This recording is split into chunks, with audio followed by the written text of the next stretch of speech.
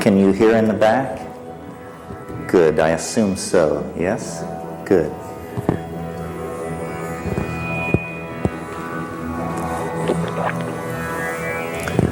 Well, it's a pleasure to be in San Francisco. This is sort of a hometown of mine, one of my hometowns. I've been on a tour or a rave, spoken 3 times and raved twice in the past 5 or 7 days. This is the end, so if I'm comfortable with this stuff at all, I must be comfortable with it this evening. And it's nice to see a small, full house. That's the most exciting kind of audience to talk to, I think. So thank you all for turning out on a rainy night. Before I get into the main body of tonight's entertainment, I want to call your attention to the propaganda for an event in Mexico and another event in Hawaii.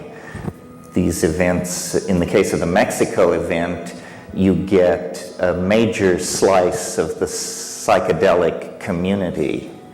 You get Robert Montgomery, Jonathan Ott, Anne and Sasha Shulgin, Manolo Torres, Christian Resch, Terence McKenna, and others who unfortunately slipped my mind, at the ceremonial center of Palenque in Chiapas. We've been doing these events somewhere in Mayan Mexico for the past 10 or 12 years. Many of you are graduates, which doesn't mean you can't come again, but I want to invite all of you there. If you're interested in ethnobotany, shamanism, ethnopharmacology, altered states of consciousness, the politics of all of this, this is as intense and information-packed an exposure as you can have, and it's straight from the mouths of the scholars and scientists and writers who have spent a great deal of time in that area. So I just want to invite you to that. It's also a great party. It's the height of mushroom season. There's nothing we could do about that. So you just are on your own.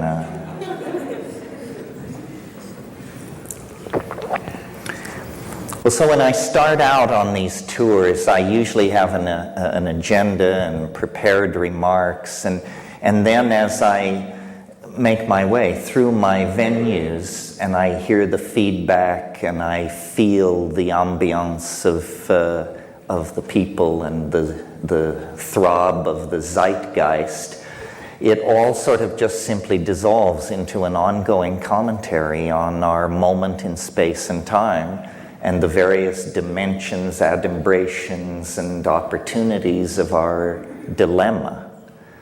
But I want tonight to couch it for you in the context of, I guess, an extended metaphor.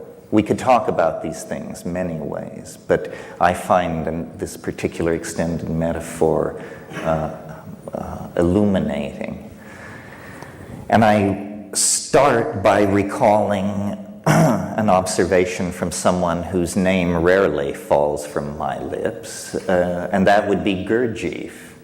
And Gurdjieff said at one point, or was known to comment, that people are asleep, he said, and he, by implication, suggested people awaken. Now, I'm not sure if he fully grasped the implication for his own product line had that occurred, but in any case, you're on it, you're with me, yes. It's very hard to give these lectures in such a way so that every person hears something different, which is what is supposed to be going on, you know. Well, so thinking about this comment that people are asleep, I see several implications. I asked myself, what is awake in my own notion? And I thought to myself, awake is for me, awake is where the laws of physics are fully operable. You know, hurled objects shatter, electricity shocks, I cannot fly. The laws of physics are in operation. In that domain, I consider myself to be fully awake. Now, in terms of occult and spiritual traditions, the admonition to awaken always seems to imply that higher consciousness is approached through an expansion of clarity and awareness. And that seems obvious. I don't argue with it as a rationalist. But as somebody who has run the edges, I've noticed something somewhat counterintuitive to that teaching.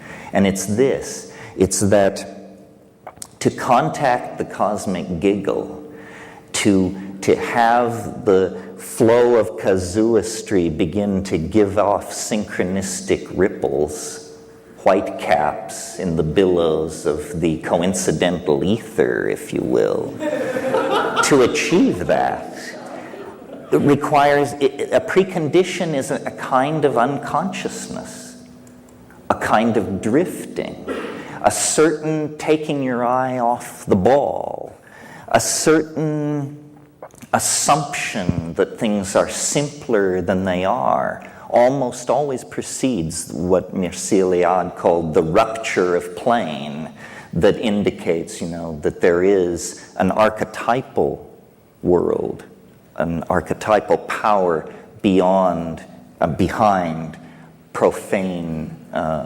appearances.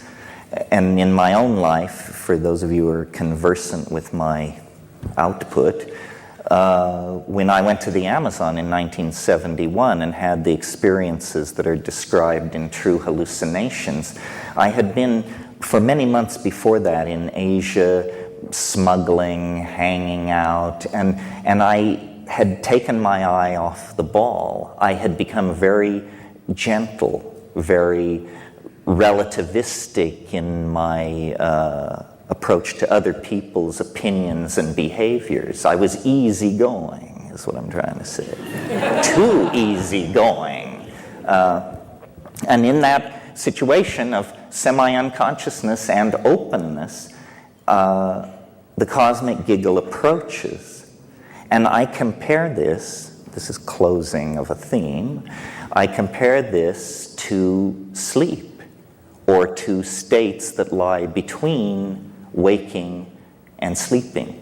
And so, again, an odd take on this remark of Gurdjieff's. I remember someone many years ago said to me,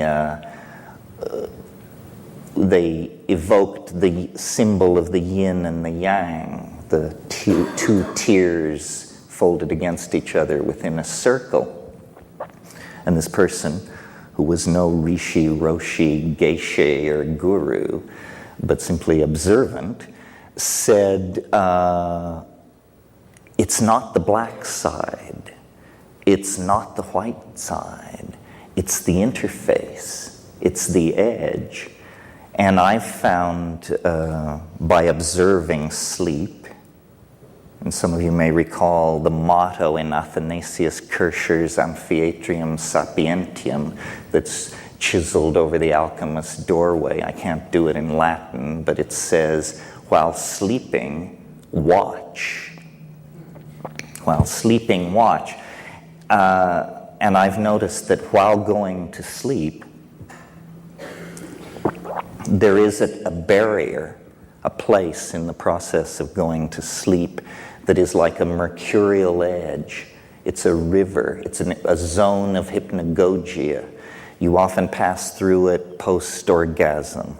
It's a place of drifting amoeboid colored after-image lights, and then true hallucination, images, strange, transcendental or transpersonal images. Well, so far in the context of pursuing this extended metaphor about sleep, I've talked basically, essentially about the individual's relationship to the concept, to the fact. But there's also a social or a political, a species-wide implication. It occurs to me that at any given moment, because of the way the planet is as a thing, some considerable percentage of human beings are asleep, always, and many are awake. And so if the world soul is made of the collective consciousness of human beings, then it is never entirely awake. It is never entirely asleep. It exists in, I guess you can hear me. It exists in some kind of indeterminate zone. And this to me is the clue to understanding something that is personally fascinating to me. And it revolves around why people believe such weird things. And why, either as a consequence of the approach of the millennium or the breakdown of traditional values or the density of electromagnetic radiation, or for some reason, a balkanization of epistemology is taking place. And what I mean by that is there is no longer a commonality of understanding. I mean, for some people, quantum physics provides the answers. Their next-door neighbor may look to the channeling of archangels with equal fervor. I mean, if this is not a balkanization of epistemology, I don't know what it is. It is accompanied by a related phenomenon, which is technology, or the historical momentum of things is creating such a bewildering social milieu that the monkey mind cannot find a simple story, a simple creation myth or redemption myth to lay over the crazy contradictory patchwork of profane techno, consumerist, post-McLuhanist, electronic, pre-apocalyptic existence. And so into that dimension of anxiety created by this inability to parse reality rushes a bewildering variety of squirrely notions. Epistemological cartoons, if you will, and conspiracy theory. In my humble opinion, I'm somewhat immune to paranoia. So those of you who aren't, gaze in wonder. Conspiracy theory is a kind of epistemological cartoon about reality. I mean, isn't it so simple to believe that things are run by the Greys, and that all we have to do is trade sufficient fetal tissue to them and we can solve our technological problems? Or isn't it comforting to believe that the Jews are behind everything, or the Communist Party, or the Catholic Church, or the Masons? Well, these are epistemological cartoons. It's, kindergarten stuff in the art of amateur historiography. I believe that the truth of the matter is far more terrifying. That the real truth that dare not speak itself is that no one is in control. Absolutely no one. You don't understand Monica. You don't understand Netanyahu. It's because nobody is in control. This stuff is ruled by the equations of dynamics and chaos. Now, there may be entities seeking control, the World Bank, the Communist Party, the rich, somebody others, but to seek control is to take enormous aggravation upon yourself. because this process that is underway will take the control freak by the short and curly and throw them against the wall. It's like trying to control a dream, you see. The global destiny of the species is somehow unfolding with the logic of a dream.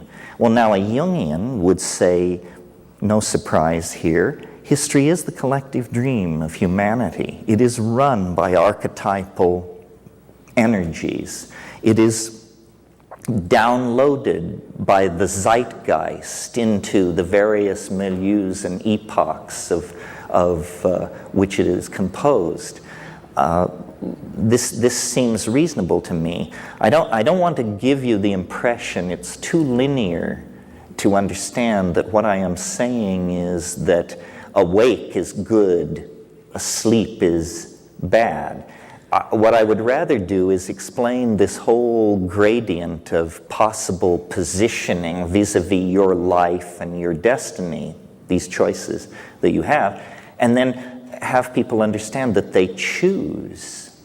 You choose to be asleep or partially asleep or fully awake, or to be one part of the time and in some situations and one part of the time and in other situations. Now, if in fact we exist inside some kind of morphogenetic field that is created by the sum total of human minds on the planet, and if in fact in half or more of those minds at any given moment the rules of the dream hold sway, then it is no surprise that when we make our way into society, or just when we live our lives, there's an eeriness to it. There's a fatedness to it. There's a plottedness to it. We are inside some kind of engine of narrative, I believe.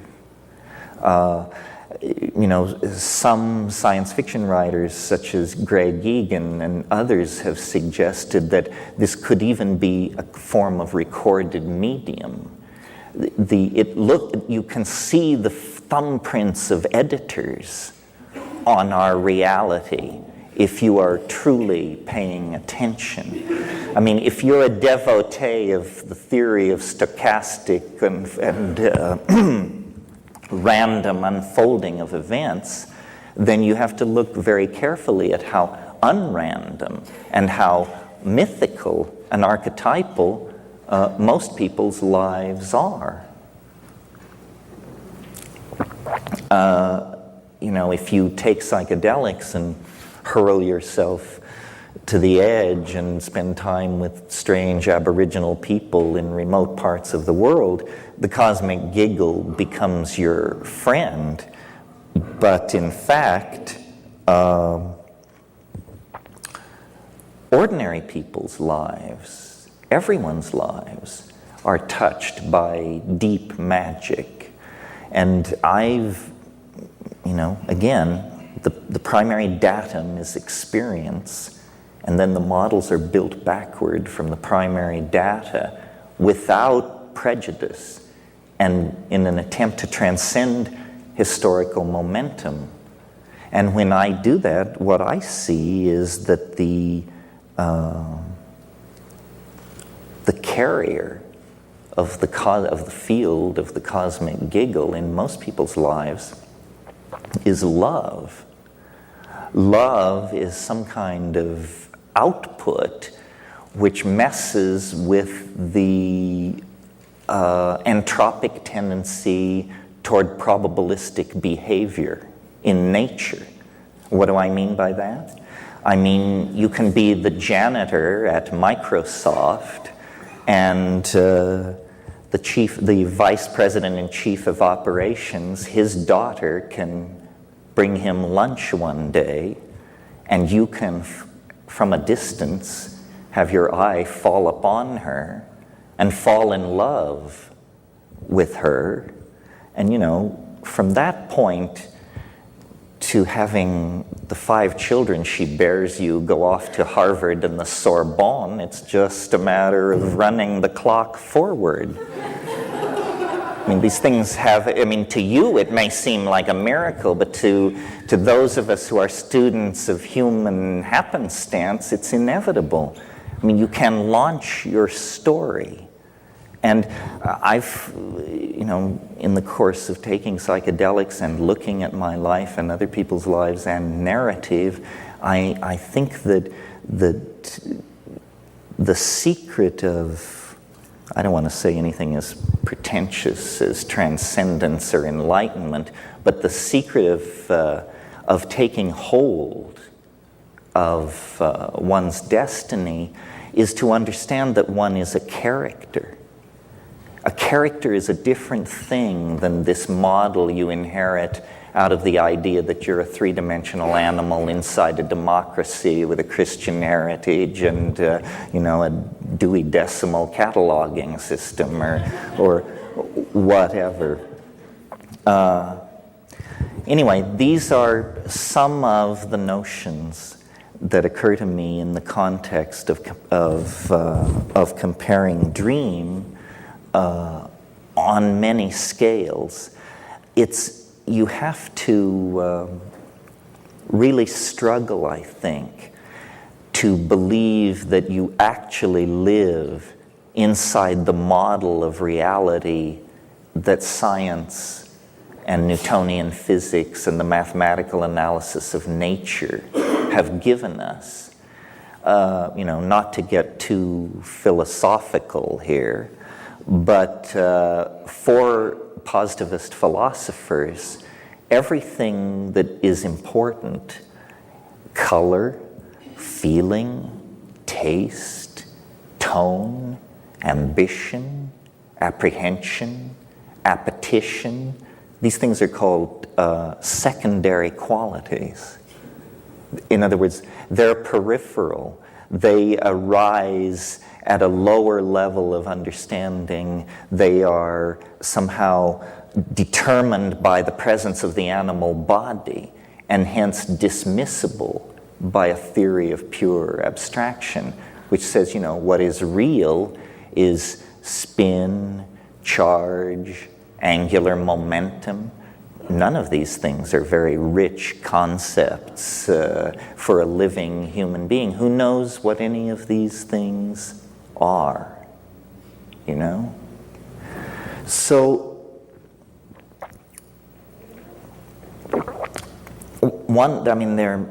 we don't have time in a situation like this to explore all the implications of this dream analogy that I'm pursuing. But one that interests me is the plasticity of time in the dream. And I think I would argue, as the devil's advocate, that it is the plasticity of historical time and the acceleration, the sense of an out-of-control spin up or spin down into new domains of possibility that is the strongest evidence present at hand that we are in some kind of dream. I've struggled my whole life with, I've always believed, or I've always felt the power of the statement, the world is made of language. But of course, you think about this proposition for 30 seconds, and the question that arises then is, if the world is made of language, then why isn't it the way I want it to be? Why does it have this prepotent momentum for its own, it has its own raison d'etre, even if it is language? Well, I think, and it's appropriate to speak of this to an audience as digitally sophisticated as I assume you must be, I think the primary insight that has been secured here at the end of the 20th century, the primary contribution of 20th century thinking, if you will, is to have understood finally that information is primary, that this world, this cosmos, this universe, this body and soul are all made of information. Information is a deeper and more primary concept than space, time, matter, energy, charge, spin, angular momentum. The world is made of language. The implication for the digerati is that reality can therefore be hacked. If reality is made of language, then what we're saying is that it's code. And if it's code, then it is far more deeply open to manipulation than we ever dared dream. I mean, we've been messing around on the desktop, opening files with religions and political systems and xenophobic theories of racial superiority, all this crap that haunts the human historical adventure. It means we have not addressed the deeper levels. And in thinking about this and the relationship to dream and human culture, I have realized that cultures are like operating systems. We are like hardware. The human animal is a piece of biological wetware / hardware. And it has been, we know, pretty much as we confront it today for at least 140,000 years. At Klassus River cave mouth in South Africa, they have excavated Homo sapiens sapiens skeletons 100,000 years old, and that person could have sat in the front row here tonight and nobody would have batted an eyebrow. So the human hardware has been in place for a while. What has changed rapidly in comparison to the rates of biological evolution are the operating systems.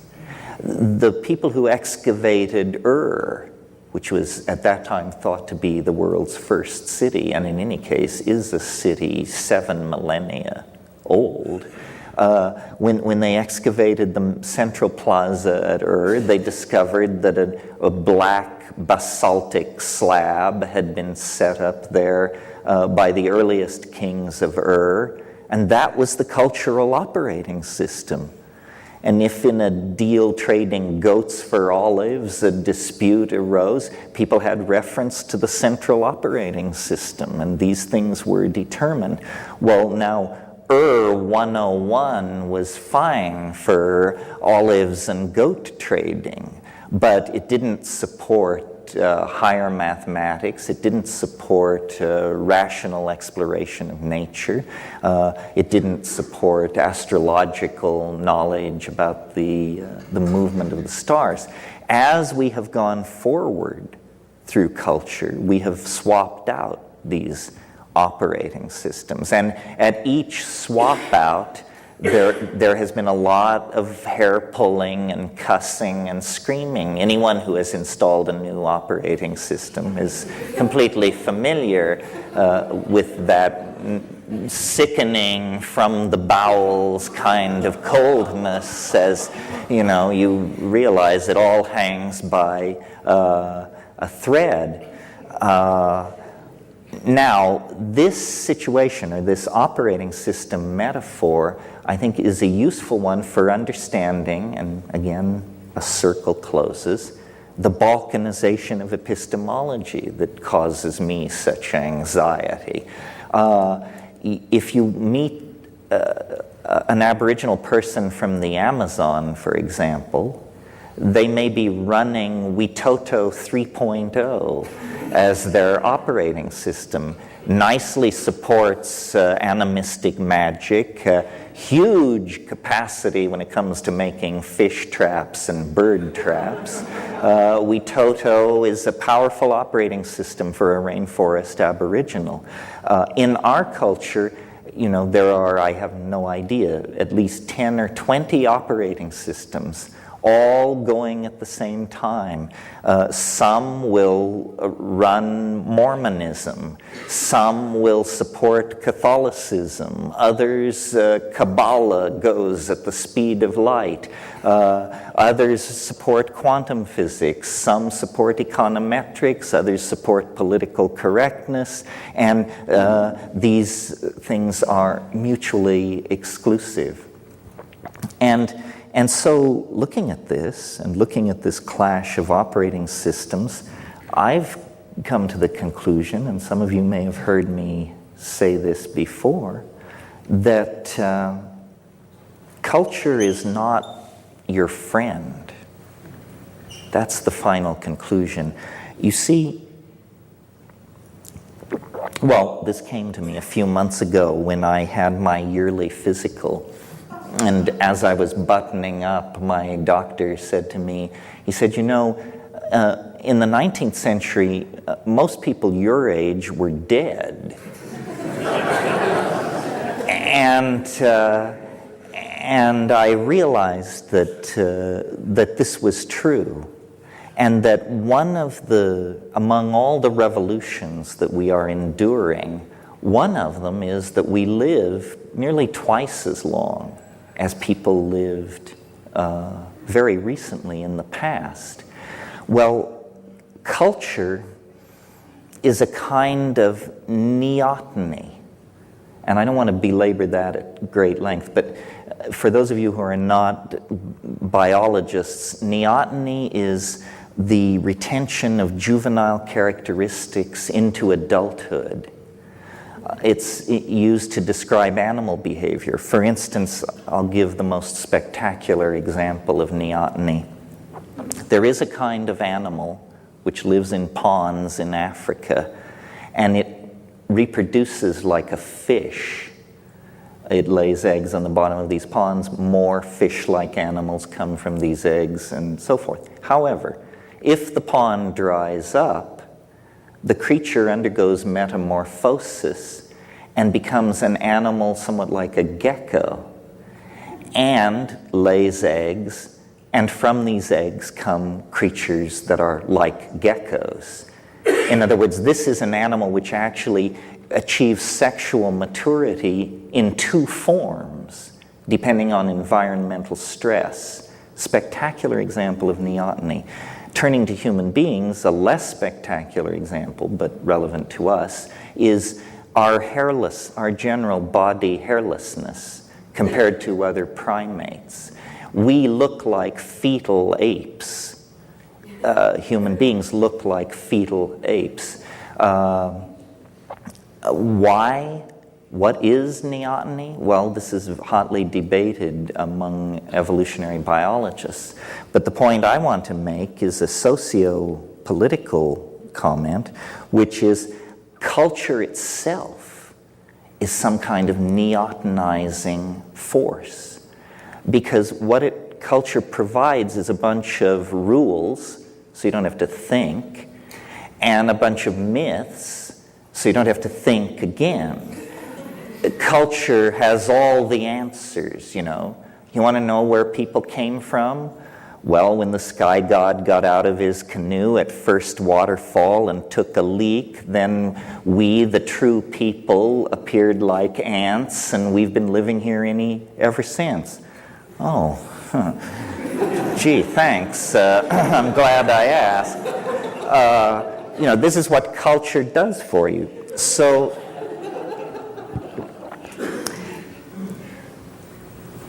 but now technology throws a curve. And the curve is that we live so long that we figure out what a scam this is. We figure out that what you're supposed to work for isn't worth having. We figure out that our politicians are buffoons. We figure out that professional scientists are reputation-building, grab-tailing weasels.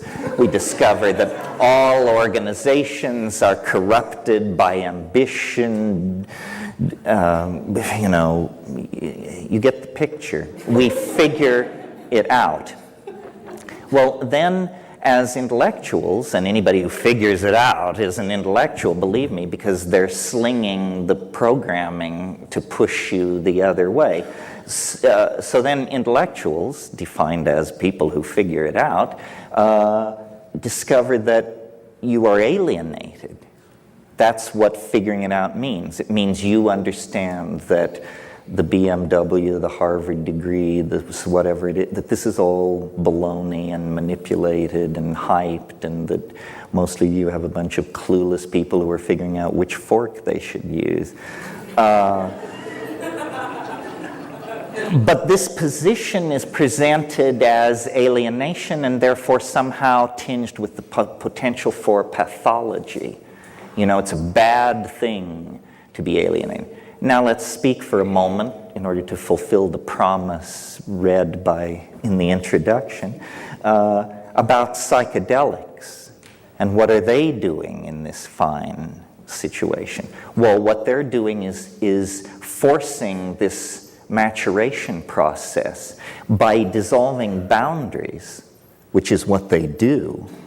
They are exposing the cultural operating system for what it is, which is just a bunch of hacked together rules that evolved over time. They weren't sent from God, from Mount Sinai.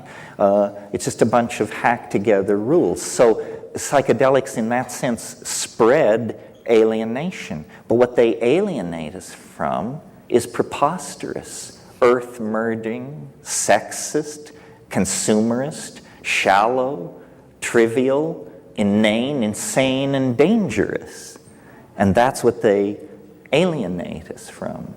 So again, this neotenizing thing is like the condition of unconsciousness that I described as the precondition for the cosmic giggle. Glamour, acts of magical conjuration, hypnotic delusion and illusion, hysterias, fads, pseudo-revelations, strange truths whispered in every quarter. This is the character of our time. And people have seemed to believe that they were fulfilling their responsibilities intellectually.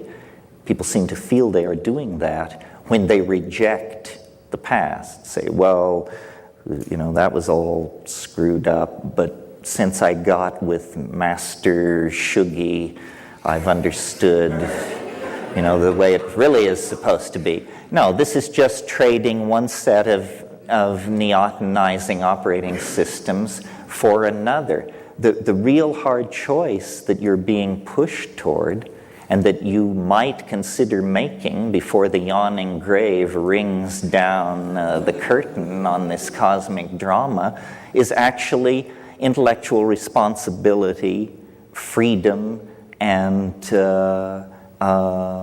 a devotion to what scientists call elegance of thought.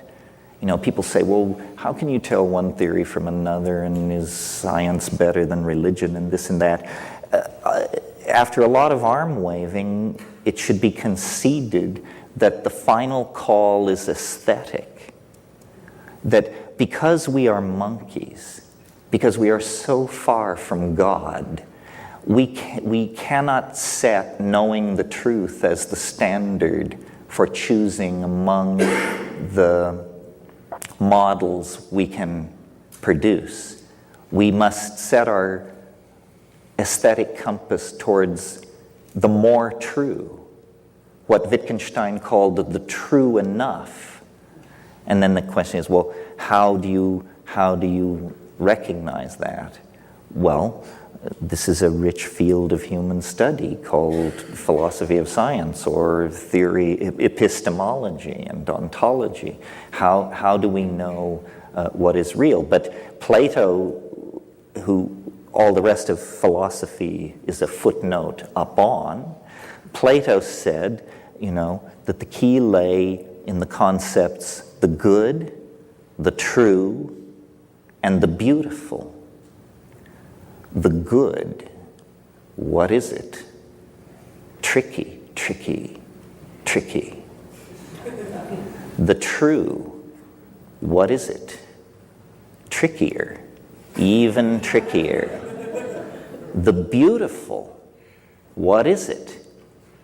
Easy to discern. The beautiful is easy to discern. You are going to be condemned to live out the consequences of your taste. Really, really. And if you have no taste, God help you, because you are self-condemned to an appalling nightmare. You won't be getting it. All the subtle stuff will go by you while your head is filled with cant, nonsense, foolishness. So again, the metaphor of the dream and of making choices based on beauty, and beauty is downloaded into the human cultural milieu largely through dreams. Other ideas may also come in dreams, but I think studies have shown that architects, designers, people who are actually at the top of the pyramid in any design process are very aware of their dreams, their reveries, their insights. So that's the way to set the compass, not toward truth, not toward the good, not because these aren't fine things, but because they're so slippery, but toward beauty. And with that in place, to my mind, hope follows as a natural consequence. We talk a lot, and I'm sure there are people in this room who are well versed and connected into the world of virtual reality, which is a very hot topic and may have all kinds of implications for our future and the evolution of consciousness. But it's worth pointing out that we have been making virtual realities for a very, very long time. That language, spoken language, is the original code for hacking virtual reality. And when you sit the children down around the fire and begin to tell the old stories and the pictures rise out of the flames, that is virtual reality.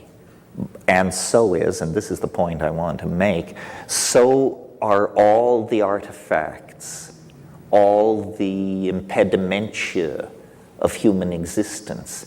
I mean, a virtual reality built in aluminum, stucco, steel, and glass is not immediately erased the way you clear a screen, and the cost of making it is great. But was a virtual reality. The Agora at Athens, ancient Rome, Canterbury Cathedral, these are virtual realities. Men and women have toiled at agriculture, at warfare, at child rearing, at many, many activities in the long march towards self-definition. But more and more we have, and this is true even of societies that are aboriginal and without economy, when we free ourselves, we are not freed into a void. When we free ourselves, we are freed into the dimension in which art is an obligation.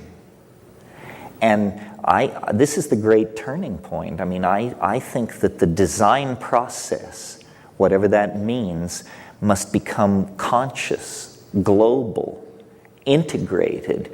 The entire human domain, which means the entire planet and its surrounding near space, should be enclosed and included in a coherent plan driven by human values and a thirst for transformational beauty.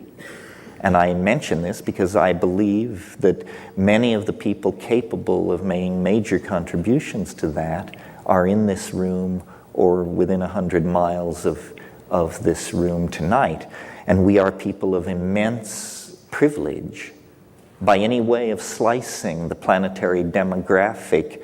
Even the poorest among us who wheedled their way in here this evening are in the top 1% of the planetary social pyramid.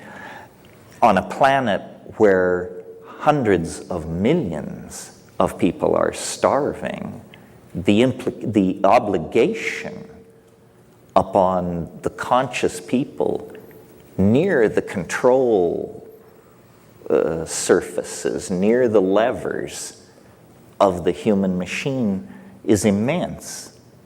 So with freedom, and I know this is a cliche, but hopefully not in this context, with freedom of that sort comes enormous responsibility.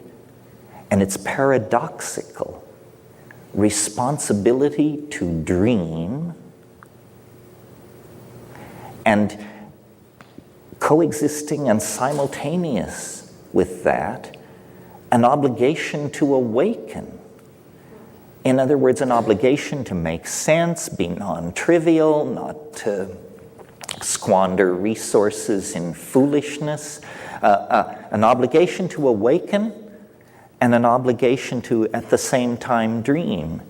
And then, the rational mind screams out, but this is impossible. This is paradox. But the subtle mind understands that we have now reached square one by openly confronting the necessity for paradox, and by openly confronting the fact that we can only enclose our dilemma by speaking in at least two modes at once. We begin to actually honor the complexity of the situation. And so tonight, the thought I want to leave with you is the simultaneous project of awakening and the simultaneous project of entering deeper into the dream for the purpose of cultivating, evoking, experiencing, remembering, transmitting, and communicating beauty, which feeds back into the awakening process. Otherwise, the awakening will be traumatic and demoralizing. We will awaken to an AIDS-ravaged Earth, to ecotastrophe, planetary warming, complete collapse of any concern for the destiny of future generations. This awakening must not be disempowering. And the mantle that can be spread over the awakening to counteract the possibility of disempowerment is this wish to evoke, realize, and serve the project of bringing ever greater amounts of beauty into the world. I think that's the end of the formal lecture here this evening. Thank you very much. I didn't say, we will have an intermission of about 20 minutes, so you can, what do you say? What do you say? And then we will get back together and undergo the more creative process and the more organic part of the evening, which is Q&A. And for those of you who can't stay for that, I appreciate your attention and your concern. And thank you all very much, and we'll assemble here in 20 minutes.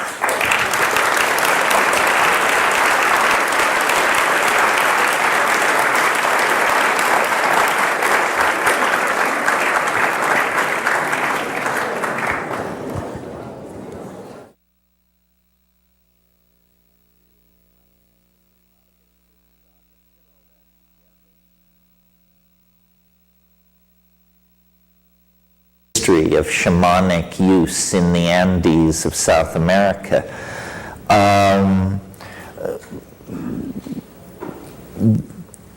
People you can be a strict constructionist in the matter of psychedelics, or you can cast your net widely.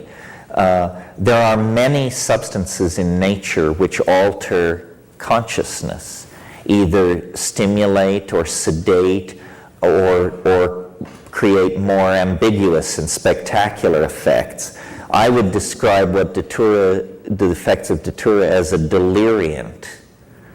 Now, the shamans who use these things have special techniques both of preparation and of training that allow them to control or navigate around the more unpleasant aspects of Datura.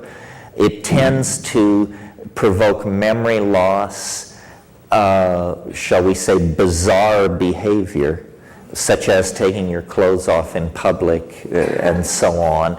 And it creates a general ambiance of uncertainty about the nature of reality. And what I mean by that is you talk to people who aren't there, you smoke cigarettes that aren't there, you answer phone calls when you're standing in the woods. From the outside, it looks pretty fucked up, you know. But some Aboriginal and native traditions have managed to tame this, at least in the shamanic context. I guess in this matter I'm a kind of strict constructionist in that when I say psychedelic, I have something very specific in mind that a substance or a plant should do. It should not inhibit clarity. In other words, not episodes of forgetfulness, lack of memory, passing out, or confusion. It shouldn't interfere with that, and it should transform thought. And it should be accompanied by visual hallucinations with eyes closed. That's what I love. That's what I live for. Now, people have said to me, you're some kind of a vision chauvinist. It's true, and usually the people who were saying this were people who were great enthusiasts of LSD. LSD, I would never argue, is not a psychedelic, but you have to take massive amounts, and usually in combination with some other substance like hashish or mescaline, in order to elicit from LSD what I'm after, which is cascades of Niagaras of visual beauty in darkness with eyes closed. I have had deep psychological insights on LSD. I have had creative breakthroughs. I have had bonding experiences, but I found it difficult to get the visions like I wanted them. And the best I worked out with LSD was I would smoke as much Afghani hash as I could at the top of the trip, and then it would do the thing. In fact, it would do it. The thing that led me to psilocybin, or to grow mushrooms and explore that, was the descriptions of Wasson and the early workers that it was easy to visually hallucinate. And I had read the earlier accounts of Havelock Ellis and people like that, and it was about, if you've ever read in, I think it's The Dance of Life, Havelock Ellis's description of mescaline, he talks about alien buildings, jeweled ruins, fantastically efflorescent rainforests growing and transforming before his eyes. That's what I was after. I wanted not a disturbance in the optic nerve. Like on LSD, you get those little things that look sort of like fans that creep across the walls. That's more like something in the visual cortex than something in the mind, it seems to me. And I was fascinated, and who isn't? I mean, I never hear this question discussed, but to me it was the obvious question about these visions was, where do they come from?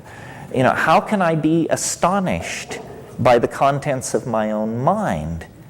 and astonished over and over again. Where is this stuff coming from? And I looked at Jung, and I entertained the fantasy of extraterrestrial contact, and I still haven't answered this question. But I think it's a question which the critics of the psychedelic experience haven't wanted to deal with. You know, if you read the psychedelic literature, you can tell what psilocybin does to heartbeat, sperm count, to perception of tone, on and on. They never talk about the real content, you know, because it's always individual. And they say, well, science can't handle individual phenomena. We measure the properties of large numbers of people. Well, that hopelessly flattens the thing. I know this is a long answer to this question, but it's worth laying all this out, because the lady's question raises issues of how do you categorize psychedelics, which aren't, are some dangerous, and to what degree? Certainly Datura is dangerous, not only because of its deliriant quality, which makes you irresponsible, but also because it dilates your pupils and you stumble around, and at higher doses it can cause convulsion and death, which is a rare thing from what I consider the true psychedelics. There is, if we want to take an excursion here for a moment and learn a little pharmacology, there is, if you're going to talk about pharmacology, there's one concept that you should get straight, and that's called LD50. It means lethal dose 50. What does this mean? Well, you have 20 rats, and you give them a certain amount of, let's say, mescaline. When half the rats die, that dose, expressed as milligrams per kilogram of body weight, is called the LD50. And when pharmacologists assess the danger in a drug, they ask the following question: what is the ratio of the LD50 to the effective dose?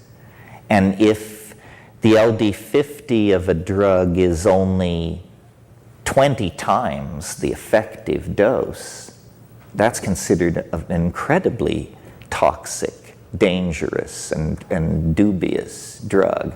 A good drug is a drug where the LD50 is 200 times more than the effective dose. In the case of LSD, the LD50 for man has never been determined. That's how safe LSD is. And we're talking about lethality here, not, you know. But so and so people say, well, are there unsafe psychedelics? And yes, you just look up the LD50s, line them up, and see which have the better ratios. By that measurement, by that standard, LSD is the most desirable. But the LD50 of psilocybin is very impressive. You know, you can take 100 times the effective dose of psilocybin and expect to live. Mescaline, not. Mescaline has a bad profile. As an amphetamine, if you took 20 times the effective dose of mescaline, you would probably die. Of course, an effective dose of mescaline is nearly a gram of pure material, 700 milligrams.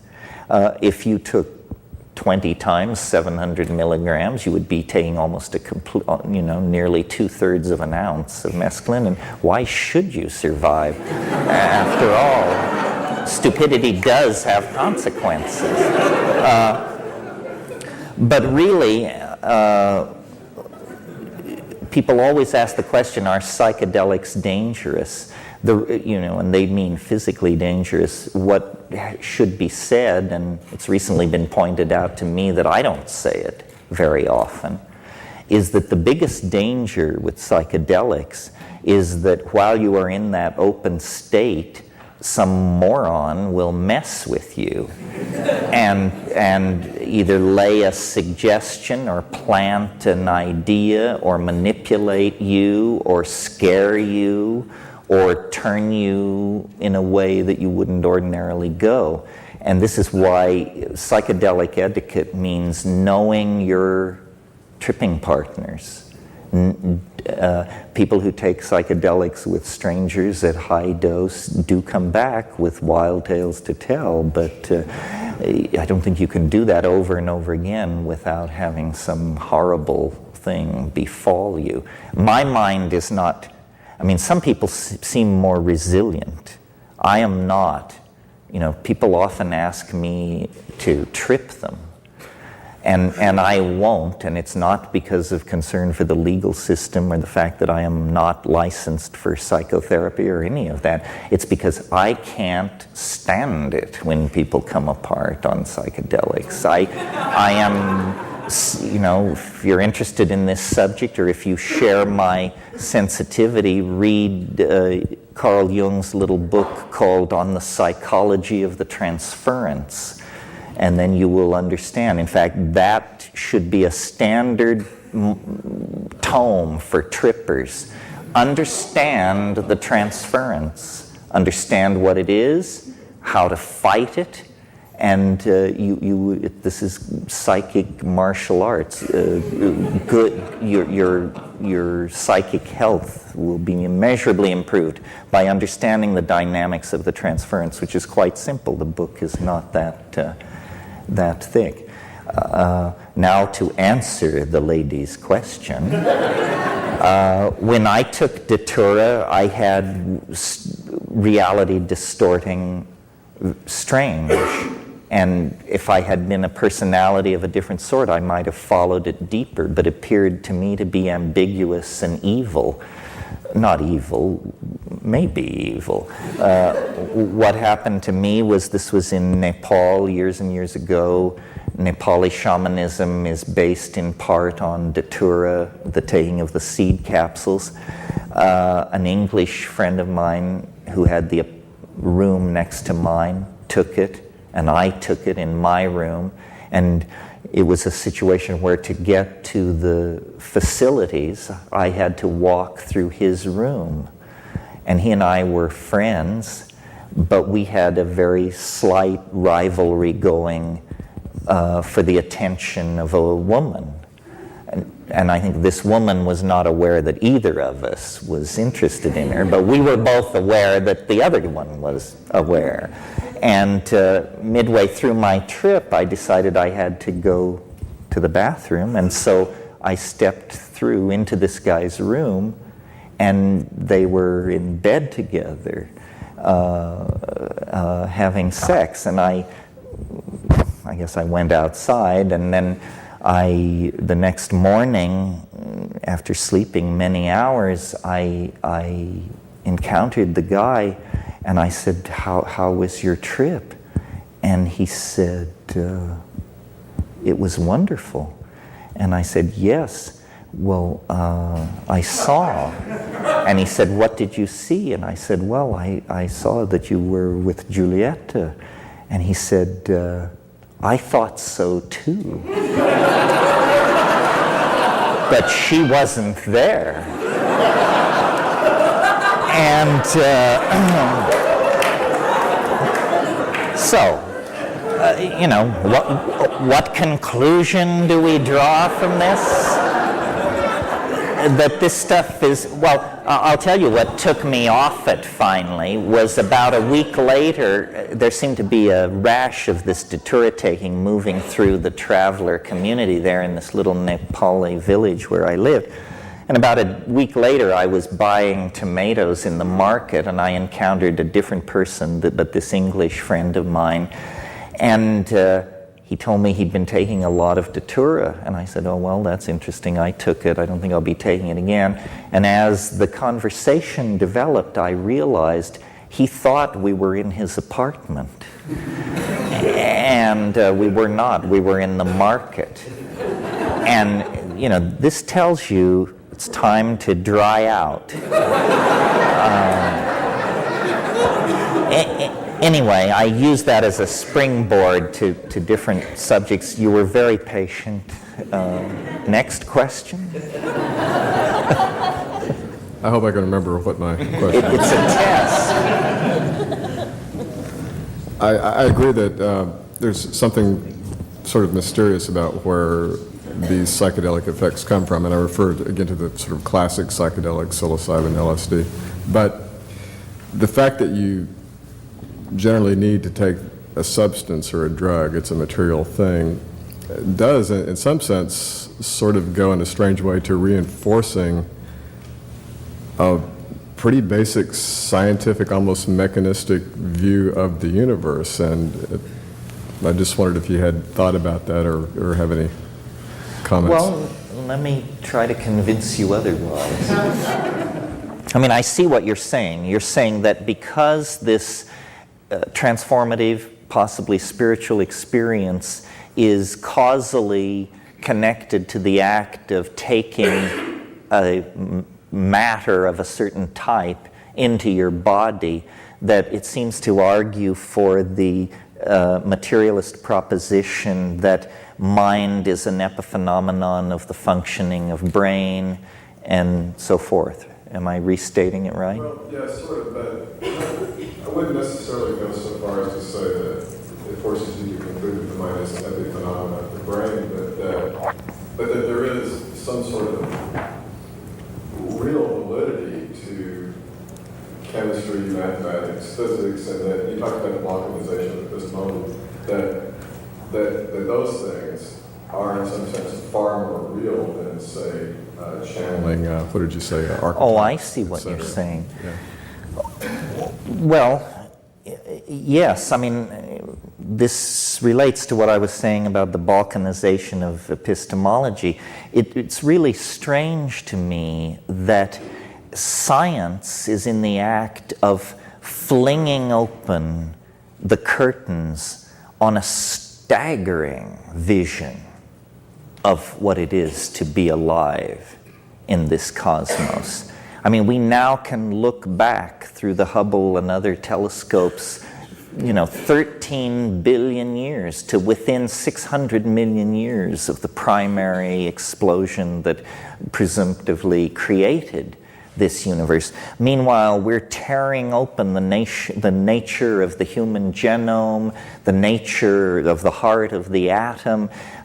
This is the great, great age for the expansion of the scientific vision, but the population is somehow incapable of staying up with what's going on, and so we have the greatest proliferation of occultism in all forms since the 16th century.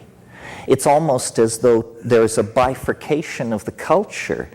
The scientific, the makers of new science are going deeper and deeper in a direction that the rest of the public not only cannot follow them into, but is actually headed the other way. And it's a condemnation of our educational system, that people have not understood that science, for all its flaws, is the only tool for understanding the nature of reality that has any kind of track record whatsoever. The others just have a story to tell. The Buddha story, the Jesus story, fine stories, but that's all they have is a rap. The amazing, you see, why is science different? Somebody could just say, well, but isn't it just a rap? Well, it is, but it plays by slightly different rules than these other explanatory systems.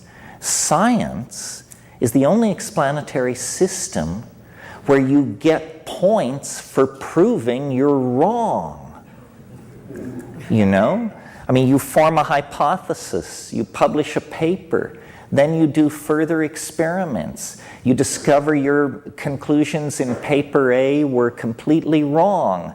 You retract paper A and issue paper B, and your fellow scientists say, this guy does very good work. These are careful thinkers. You can bank on these people. They're not flaky.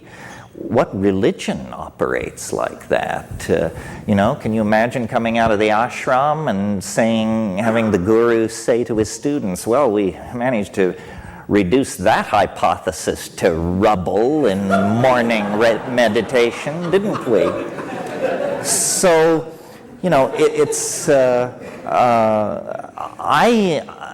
and then let me return to answer that question based on my original misunderstanding of it.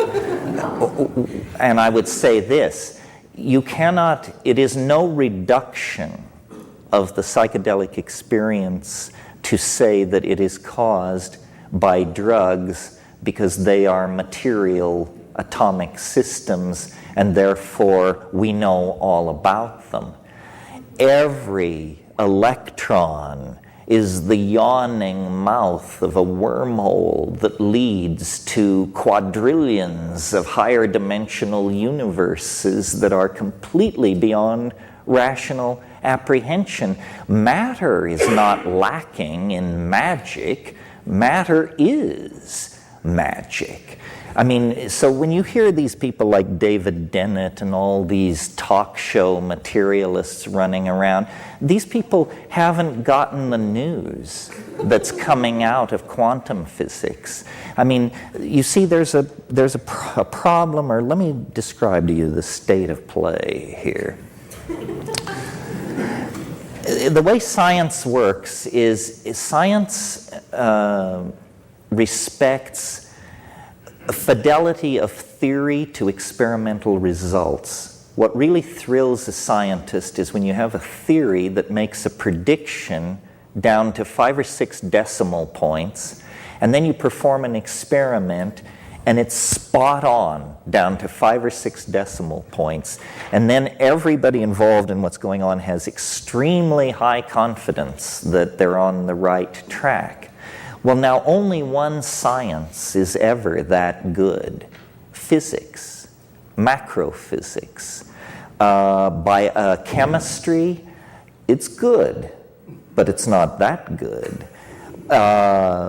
Ecology, biology, demography, these are pretty loose. They play with numbers, but it's a fig leaf. And by the time you get to sociology or something like that, I mean, these clowns have just snuck under the tent and should actually be shown the door and put back outside with the card readers. So for several hundred years, since, let's say, Galileo and serious physics, this is how science has been. It's been a pyramid of envy directed toward the paradigmatic science, which was physics, and which could produce this incredible congruence of theory and experimental data. Well, so then physics, of course, charges forward deeper into matter, asking deeper questions. Well, once you pass below the level of the electron, it's like suddenly, it's like smoking DMT or something. Absolute madness breaks out. Where before you had these wonderful theories and they were feeding back this data, now suddenly you have backward flowing time, you have particles which appear magically on one side of an energy barrier without apparently crossing through it. You have non-locality, which seems to imply that every particle that exists is somehow magically connected with every other particle. We now have quantum teleportation, we have black holes, we have singularities. And don't be fooled, folks. What is a singularity?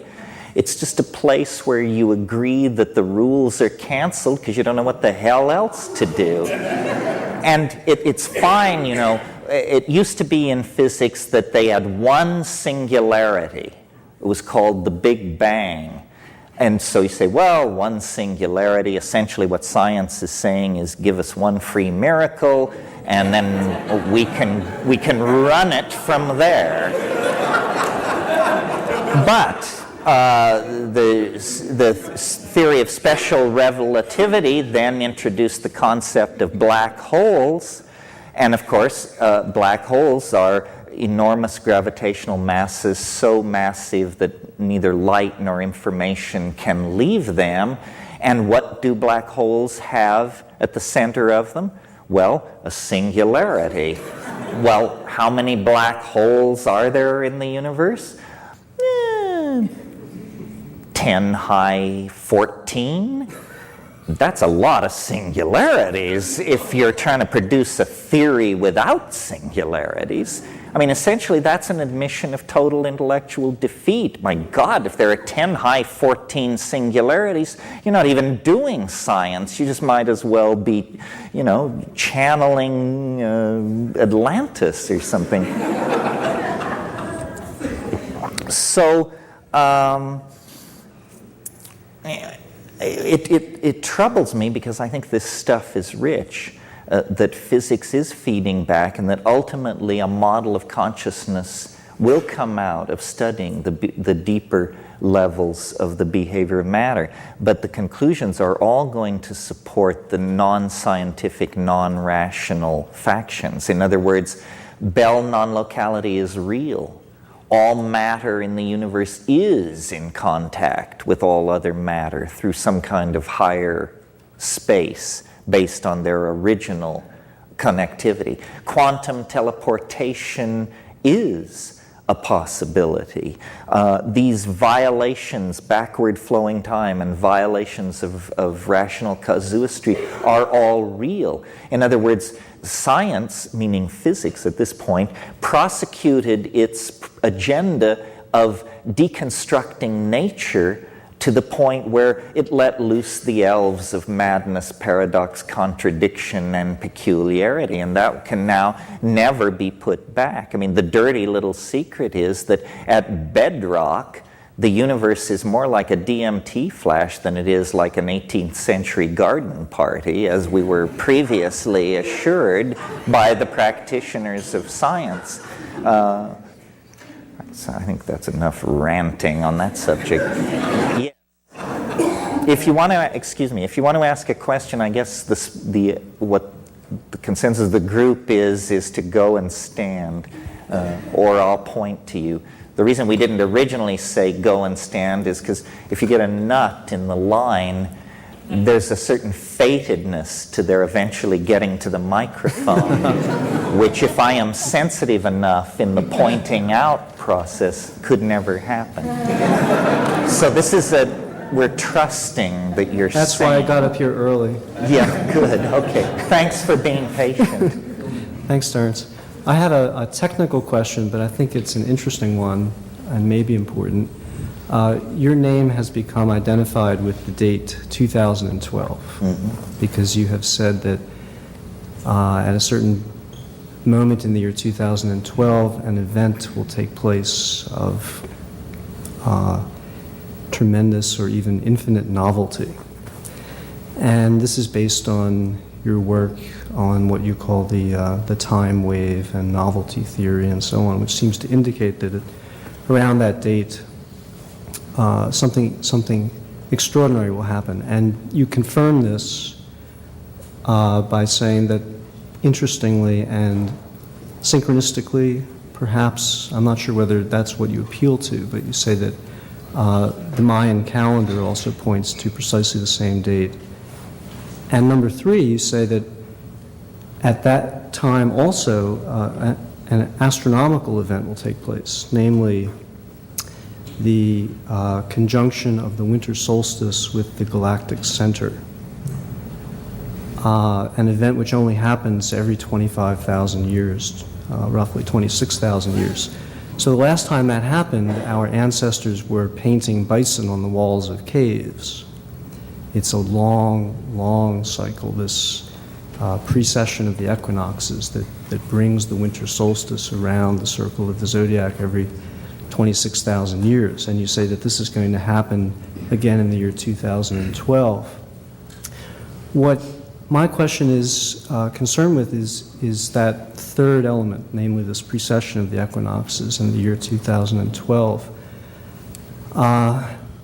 As you know, the galactic center is not on the ecliptic, is not on the zodiac, but is a bit above it.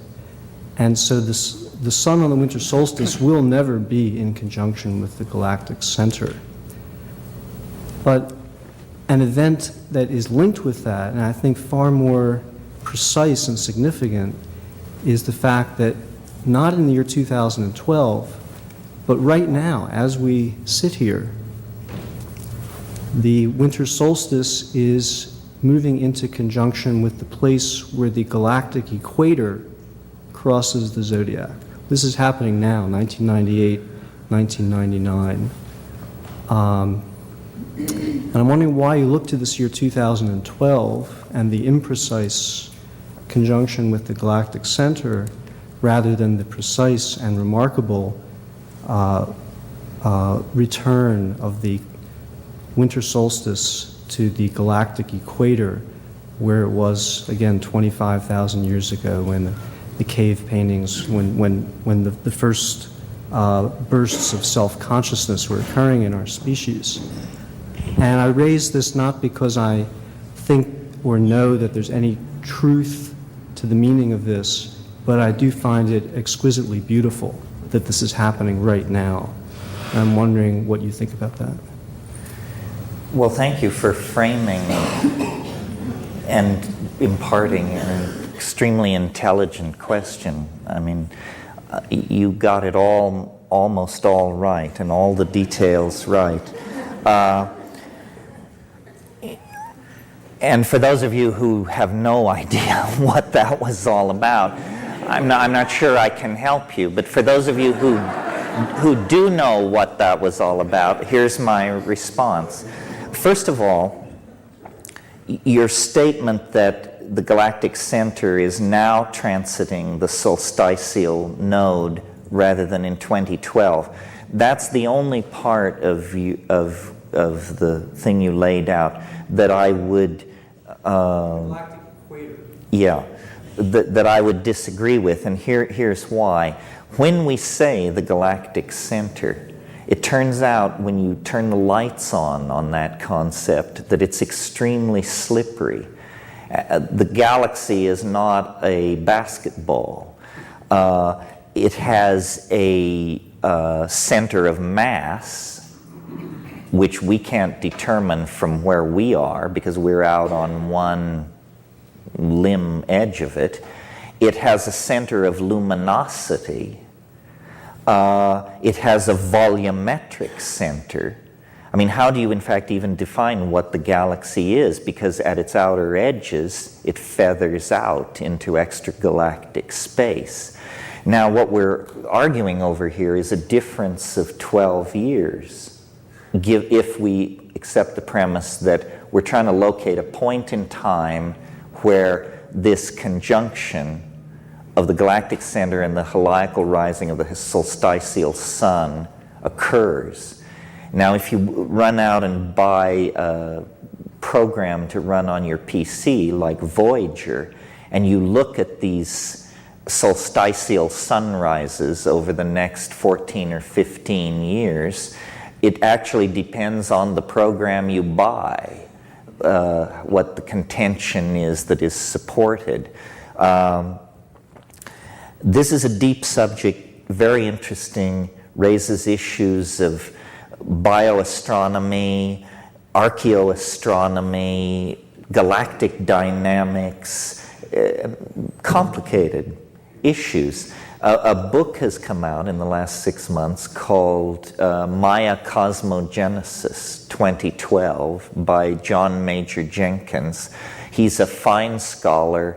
I wrote an introduction to the book, but he, over hundreds of pages, can educate you and bring you up to speed about these issues.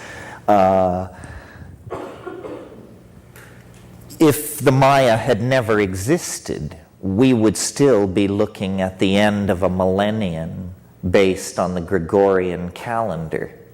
Now, we tend to say, well, you know, that the Gregorian calendar is out of sync with the Maya, that if there is a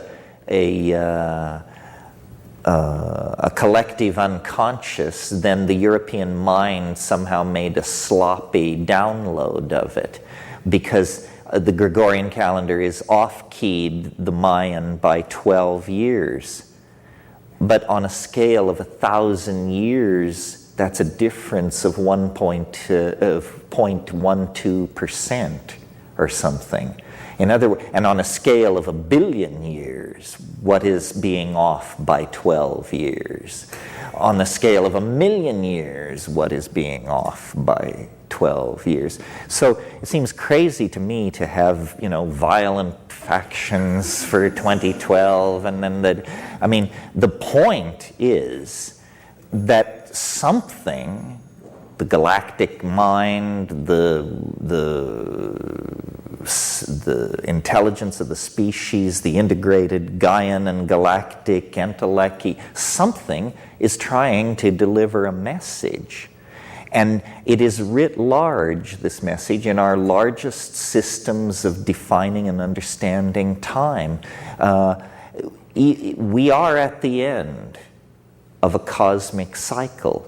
You can say 1,000 years if you're a Gregorianist, or you can say a 5,300x year cycle if you're a Mayanist, or you can say a 26,000 year cycle if you're a precessionist. But the point is, we are there. We are there. We are in parking orbit around the eschaton. And it permeates our lives. All you have to do is sit down, smoke a bomber, and look, and it's there. It is pregnant. We are pregnant with this eschatological breakthrough. And, people want it to arrive in the form of ships the size of Manitoba hovering over the Oval Office, perhaps offering oral sex, I'm not sure. But you see, we are such ephemeral creatures in time. We're like mayflies or something, mayflies who only live for 7 days. In other words, our temporal window of perception is so extreme. People say, well, nothing much ever seems to happen. Well, 100 years ago, there were no movies, automobiles, airplanes, telephones, internet, atom bombs, antibiotics, DNA, it's endless. So in the space of, and yet people say, well, nothing much ever seems to happen. An incredible ability to not register radical change seems to be a precondition of existing in the presence of radical change. Now, for those of you who care about my theories in this area of mathematics and deconstruction of the I Ching and analogizing to the Mayan calendar, it is a mathematical game. It is an intellectual game. I discern patterns in nature that cause me to believe that science, which I recently praised, has overlooked in very important aspects of reality that you don't need an atom smasher or a DNA sequencer or a probe to Ganymede to register. And what do I mean by that? Science has overlooked two aspects of nature that as you sit here, I believe you can hear my case and that you will find in my favor. Here's what it is. The first thing which science has not taken on board is the fact that as you get nearer and nearer the moment in time that we call the present, things become more and more complicated. Now that may seem like a trivial statement, but there's no reason for the universe to work like that. Why does the universe go from simple to complicated? Why do you get, at first, moments after the Big Bang, an ocean of free electrons at such a state of temperature and energy that no molecular bonds can form, Atomic systems can't even form because the bond strength is overwhelmed by the thermal energy in the system. Then it cools down and atoms condense, a more complicated thing than electrons by orders of magnitude. Further cooling, further nuclear cooking of the most primitive elements, hydrogen and helium, in gravitationally aggregated masses called stars, cooks out the heavier elements. They emerge. They were never seen before until fusion began to occur in these hydrogen masses. And these fusion processes cook out iron, sulfur, carbon. Bingo! Carbon, molecules. Now, an order of magnitude in their complexity greater than atoms, as atoms are compared to electrons. And then, and I'm compressing 13 billion years of emergence here into 30 seconds, then out of the molecular soup you get long-chain polymers. Out of the long-chain polymers, you get molecular transcription systems, i.e. prebiotic stuff. Out of that, you get non-nucleated DNA. Out of that, nucleated DNA. Out of that, membranes, organelles, organisms, higher organisms, differentiation of tissue, our dear selves, culture, language, technology, and the eschaton. Now, why this is so obvious, leaving out the eschaton if you like, but all the rest of it is totally self-apparent. Why doesn't science take that on board as a major problem in the description of nature, the emergence of complexity? Well, you ask a scientist, they say, well, you see, these are separate domains of nature. How atoms become molecules has nothing to do with how animals become human beings. This is bullshit. This is just some kind of compartmentalized thinking where you don't want to come to grips with the overarching metaphors that are working on various levels. The advent of the understanding of the fractal ordering of nature now makes it clear that voting patterns in Orange County, distribution of anemones on the Great Barrier Reef, and the cratering of Europa all follow the same power laws. So that's the first thing which science has staring in the face and has never taken on board. Now, I said there were two things. The second thing is related to the first. A double shot of espresso, you're really getting your money's worth here.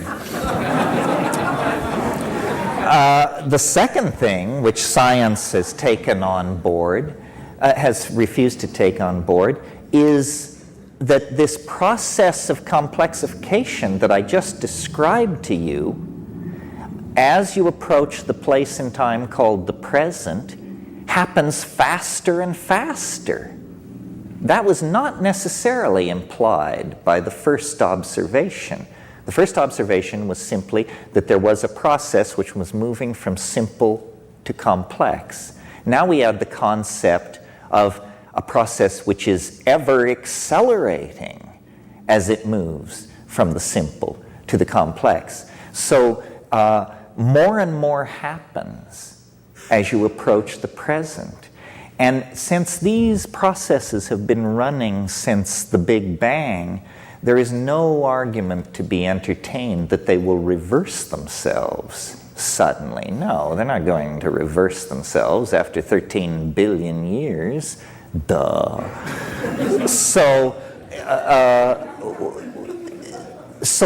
But the implication of that, carried to its ultimate extreme, leads to a conclusion most people find too wild to entertain.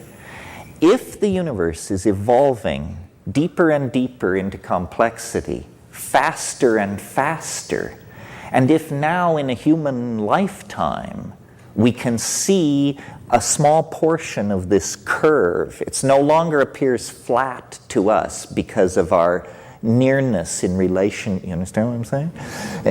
We can actually discern the curve.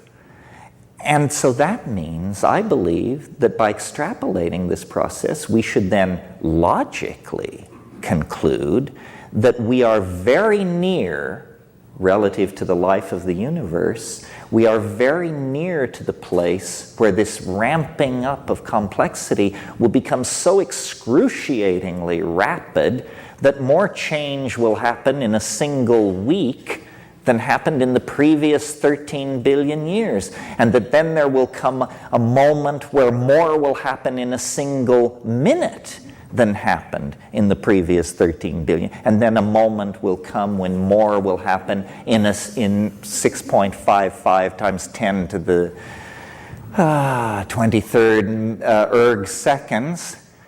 More will happen than has happened. And people say, well, but that's crazy. I mean, what kind of universe is that? Well, wait a minute. What's so crazy about this? Let's look at what the competition is peddling. What the competition would have you believe is that the universe sprang from nothing in a single moment for no reason. Well, now, whatever you think about that theory, in the interests of being awake, please notice that that is the limit case for credulity. Do you know what I mean by that? I mean that if you can believe that, you can believe anything. That is the most improbable proposition the human mind can conceive of. I challenge you to top it. I know the Scientologists think God is a clam on another planet, but I don't think that tops this idea. That the universe sprang from nothing in a single moment for no reason. That's article of faith number 1. I say, no. If we're talking about universes that spring from nothing, if we're going to talk like that, then surely such universes occur in a situation of great complexity. In other words, if we're going to look for an enormous eruption of emergent phenomena, an enormous, sudden, unexpected download of novelty, we shouldn't look in a domain of zero space, zero time, zero energy, zero anti-entropic organization. That's the worst place to look. That's the least likely place where such a singularity would spring out. Where should you look? If you believe in this Jabberwock, this chimera, this particular beast, where should you hunt this snark? You should hunt it in domains of immense complexity, where you have matter, energy, light, chemistry, language, machines, people, cultures, intentionality, minds. And if you throw all that stuff together and shake it up, it's maybe not a sure thing that you will get a singularity, but you're certainly betting right. You've figured it out. So I think that science is extremely hostile to the idea that the universe is complexifying and complexifying more and more rapidly. Why? It's just a historical issue. It has to do with the fact that 19th century English biology was extremely hostile to what it called deism. Deism was the reigning religious paradigm of the 19th century, and it's the idea that God is a clockmaker, and that God made the universe and wound it up like a clock and went away. And what irked Darwin and Lyell and those people was the idea that the universe has a purpose. You see, they thought that if it has a purpose, this somehow means there is a God, and they weren't up for that. They were trying to build rational science into a tool for understanding nature. I think we have grown beyond that, and it's foolish to wear those tight 19th century high-button shoes. We can believe that the universe is following an organizational vector. We can believe that the universe is under the influence of a strange attractor. We can believe that the universe is pulled toward a future denouement, as well as pushed by the unfolding of causal necessity. We can believe all of that without evoking the 19th century concept of God. Now, why do I spend so much time on this? And what's so great about all this? Here's what's so great about all this. If you will join me in this belief that the universe works as I have described, it's an engine for the generation of complexity, and it preserves complexity, and it builds on complexity to ever higher levels. If you entertain this, guess what happens? It's like a light comes on the human condition. Who are we in my story? Well, first let me tell you, who are we in science's story? We are nobody. We are lucky to be here. We are a cosmic accident. We exist on an ordinary star at the edge of a typical galaxy in an ordinary part of space and time. And essentially, our existence is without meaning, or you have to perform one of those existential pâté douxes where you confer meaning, or one of these postmodern soft shoes. But if I'm right, that the universe has an appetite for novelty, then we are the apple of its eye. Suddenly, cosmic purpose is restored to us. We left the center of the cosmic stage in the 13th century and haven't been back since. But this idea says, no, people matter.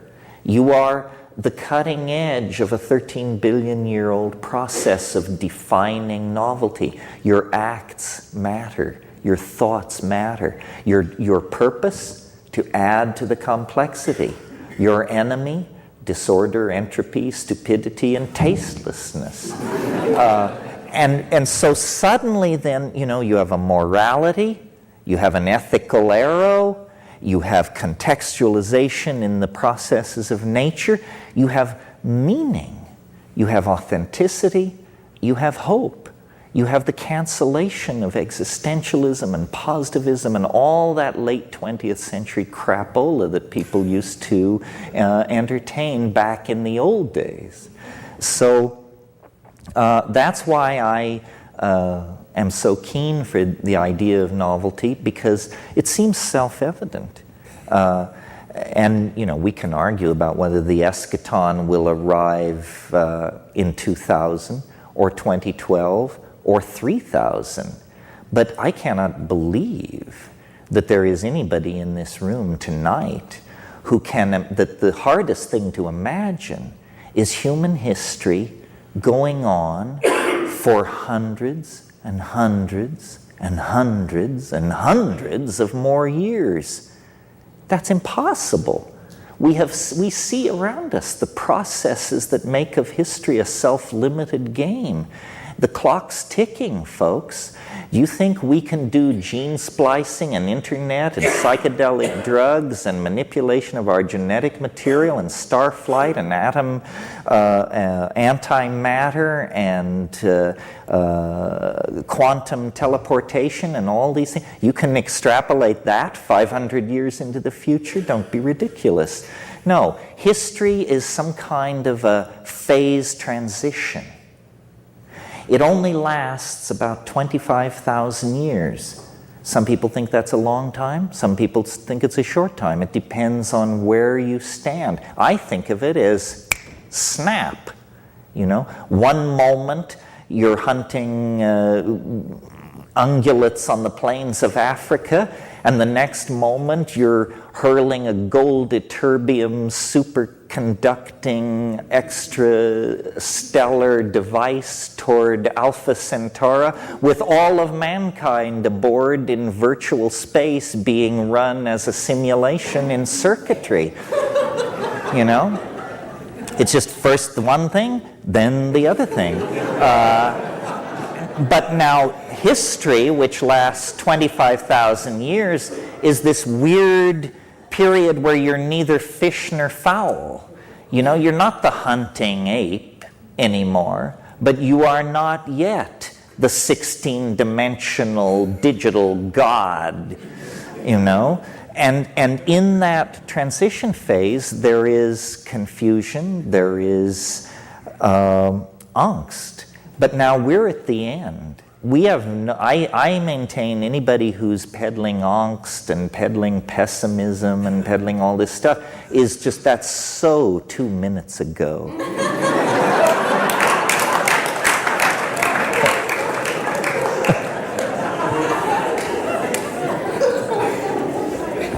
Question.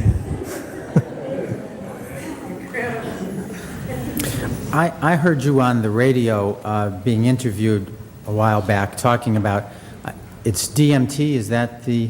That is. And that got me really interested. And you said that it was basically unavailable. From me. Well, is that your question? No. Oh, Close. Pardon me? No, I was really wondering, I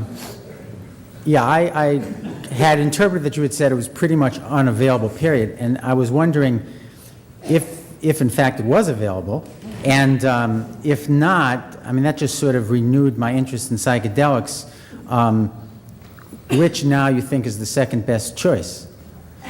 Well, first let me say, because it's an... And I'd like to hear maybe just a little more about DMT. Oh, okay. Well, first thing let me say, which is a piece of practical advice, the psychedelic community is cleverly invisible because our choices in gender expression, fashion, so forth and so on, have by crypto osmosis come to dominate the values of the culture. We can no longer tell ourselves from straight people. So the only opportunity where we really come out of the woodwork is a thing like this. But then, of course, there's a tendency to fall into old think, and everybody focus on the alpha male Spielmeister at the front of the room.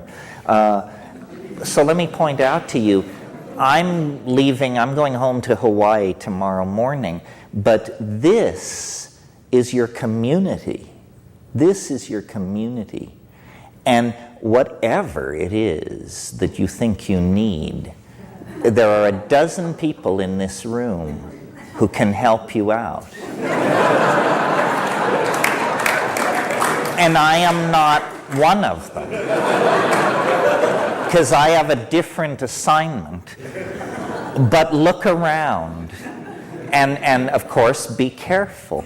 But after all, this is about consciousness, right? I mean, if you're not conscious enough to conduct that social transaction without flubbing it up, that's probably God's way of telling you shouldn't be proceeding toward high doses anyway. Yeah. Oh, and you wanted me to say more about it. The black and red poncho. The man in the black and red poncho. Yeah, I mean, in a way, it's impossible to talk about DMT, but on the other hand, it's fun to try to talk about it because it pushes the horse of language into a lather. Basically, when you smoke DMT, what happens is pure confoundment. And, I'm trying to speak generally here, in the sense that different people are confounded by different things. So, of course, it addresses you personally. Your level and tolerance for confoundment is a very personal thing. People have asked me about DMT, is it dangerous? And the real answer is only if you fear death by astonishment. And you deliver that line and then people laugh, except the people who've done DMT don't laugh. Because they understand, death by astonishment is no remote possibility. Death by astonishment is right there. When was the last time you were astonished? Unless I smoke DMT, it doesn't happen to me. Amazed occasionally. Astonished, never. Astonishment is when your jaw hangs for a long time. And DMT is simply confounding. Now, how could something be that confounding? I mean, you can imagine taking a drug and realizing that you should treat your partner better, or realizing that God really exists, or realizing that you should exercise more, or realizing that the planet is an organized intelligence. But how could something be as confounding as DMT is? Well, I think the answer to that, and it took me a while to get to this, is that the reason it's so confounding is because its impact is on the language forming capacity itself. So the reason it's so confounding is because the thing which is trying to look at the DMT is infected by it, by the process of inspection. So DMT does not provide an experience which you analyze. Nothing so tidy goes on. The syntactical machinery of description undergoes some kind of hyperdimensional inflation instantly, and then you cannot tell yourself what it is that you understand. In other words, what DMT does can't be downloaded into as low-dimensional a language as English. And so you're like, I remember a B movie I saw when I was a kid, and it was set somewhere in Mexico, and there was a big swamp, and there was a dinosaur in the swamp, and at one point this campesino who encounters the dinosaur comes rushing out of the swamp, and the patron of the ranch is there, and this terrified guy is there in this serape, and he can only point to the forest and sort of make a croaking sound, and that's what English allows you to do with the experience of DMT. You just come down a sputtering mess if it works. You just come down saying, my God, it's not what I thought it was. This is after you've done it 20 times. It's not what I thought it was. It's not what I can think it is. It's something, and to me, it's a miracle, because my intellectual arrow and how I brought myself up in terms of all these things was, I am a rationalist. And I am interested in testing and verifying and proceeding to define truth by non-exotic means. In other words, no archangels, none of that. And as I matured intellectually, I began to eliminate mystery from the world. I'd look into some spiritual discipline, conclude, no, that's a bunch of crap. I'd go to some teacher, conclude, no, this guy is a weasel. I sought the weird, but with an attitude of critical skepticism. And I assumed blithely that with this flashlight I would soon prove there were no elves out there in the darkness. Turns out, no. This is the way to proceed, because stuff which is malarkey will be exposed as malarkey instantly. You just go to the guru and you say, what can you show me? And if the guy wants you to sweep up around the ashram for a dozen years or so, you say, no, I'm out of here. But when you get to DMT, it delivers. It delivers. It is as strange as anything can be. It is, it is not only stranger than you suppose as you sit here, it is stranger than you can suppose. And what makes me wild about this is we're not talking about something that you have to go 500 miles up a jungle river and live with primitive people and study techniques for 30 years and control. We're talking about something which, if I had a pipe loaded with it in my hand, each one of you would be 30 seconds away from what I'm talking about. Well, you've tripped, and you lived in Paris, and you went to Trebizond and all these things, but nothing like this ever descended. But it's so near. It's not attained by practicing tantric techniques or building up it's none of that. It's just near, very near. One toke away is this absolutely reality-dissolving, category reconstructing, mind-boggling possibility. And I feel like this is a truth that has to be told.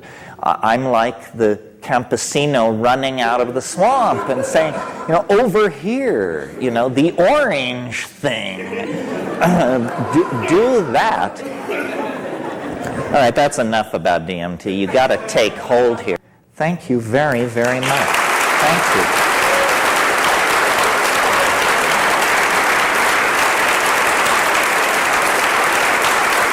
Thank you.